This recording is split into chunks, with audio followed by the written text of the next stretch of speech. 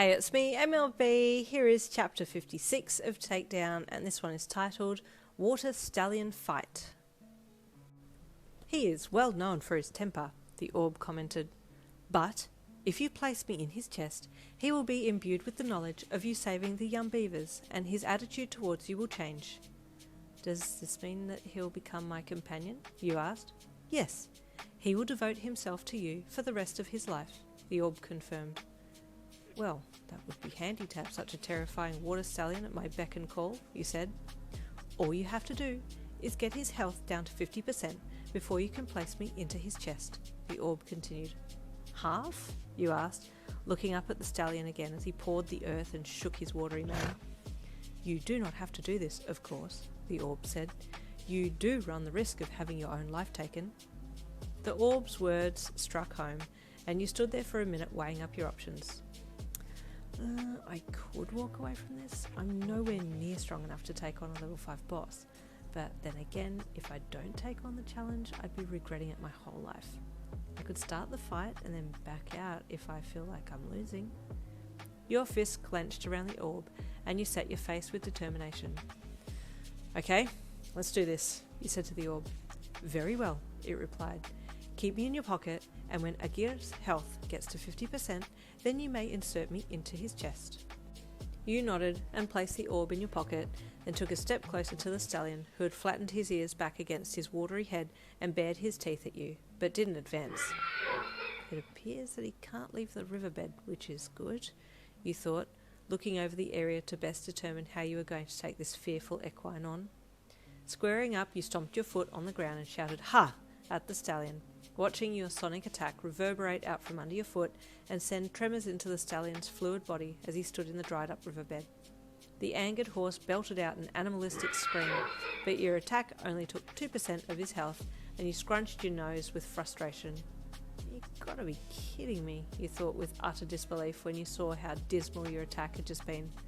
This is ridiculous. I'm gonna need something a little more powerful.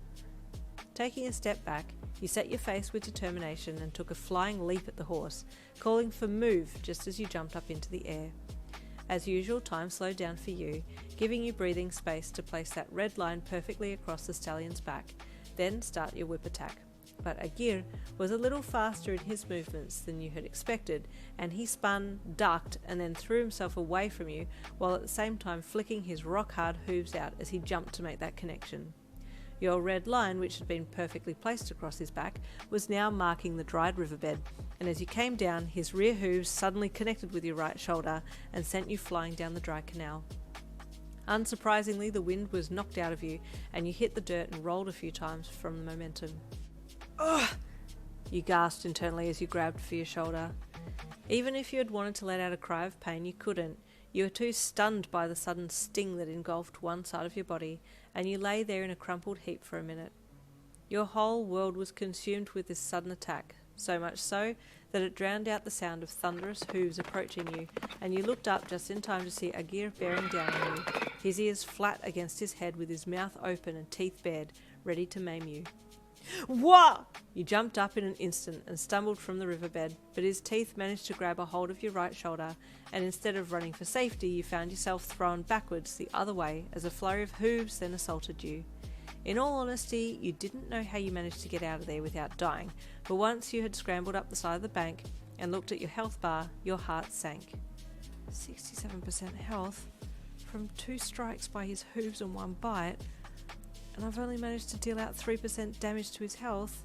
The odds are not looking very good at all.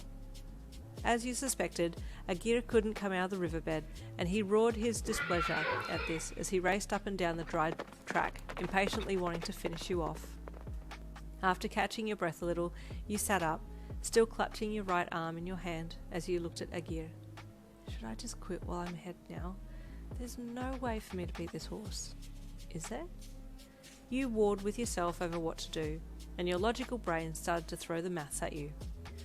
Okay, well, if Agir is able to deal 11% damage at a time with each of his hits, while I'm only able to deal, let's say 3% at the bare minimum, then I can only sustain approximately 4 hits from him until I get to 23% health, which is probably the lowest I'll let it go.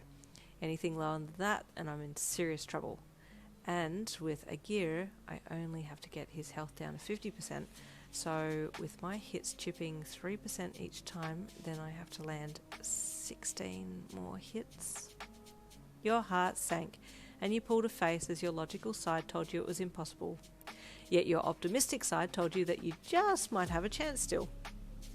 Gingerly you got up and let go of your right shoulder and moved it a little, making sure it wasn't completely useless, and stared Agir down with determination while you moved your shoulder joint around. Okay, Agir, let's see what you've got, you thought as you walked closer to the edge of the riverbed.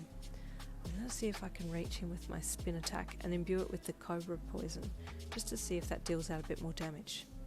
Quickly you opened your inventory and then added your cobra poison vials to the skills list and closed the tab down. Spin, you called, dancing delicately along the ridge of the riverbed and watching as the purple, green and brown haze swirled out and down to where Agir had reared up in defiance. And there ends 56. Stay tuned for chapter 57 coming tomorrow.